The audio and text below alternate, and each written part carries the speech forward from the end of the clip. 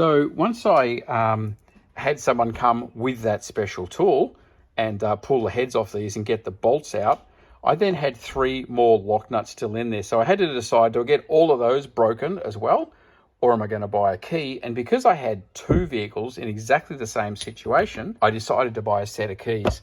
These here, it was worthwhile to get the full set. Now, there's 22 pieces here, and I believe there's 44 of these all up. I got lucky in that both cars that I needed were in this one set. They are all numbered, and these numbers align with the BMW numbers.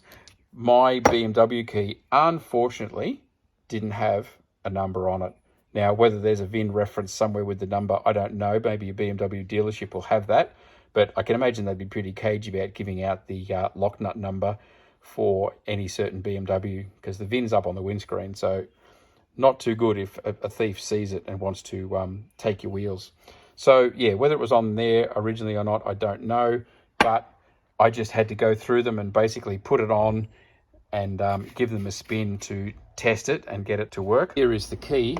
It comes with this set. So the little inserts sit in like that, and the little ball locks into place like that. And then you've got either a 21mm spanner over the top or a 1/2-inch drive to get them out. This ring, when you're trying them, is super important because it actually centers, as you can see, it centers this over.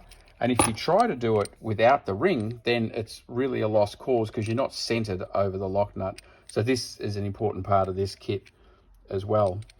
So that's how you find out, well, that's how I found out what the 2 numbers are. They're numbered on here, and then you find out which number actually goes to your mags. You can, of course, choose, depending on the state of your mags, whether they're damaged or not, etc., etc. You can choose not to have lock nuts. Some countries, that's less of a problem than other countries. I'm just going to run with 3 lock nuts for now. I got 2 normal nuts to put in place, and that'll deter the thieves, I'm sure. I live in Australia, and theft of mag wheels, particularly these ones, have been refurbished. They're not exactly perfect. That's not a huge problem at all. It'd be highly unlikely that the car would have the wheels taken off, but I know that's different in different countries. So I'm running with 3. As it is, 3 wheels will have lock nuts, 1 won't. I'll let you know if that ever becomes a problem. I'll put a link in the description to these tools, also to the one with the big slide hammer I showed the image of before, because it's not, you know what, your wheels are really expensive. Actually, as I was reading the forums, one guy who responded to me when I was asking about this actually said he got a Sawzall and had to cut his rim off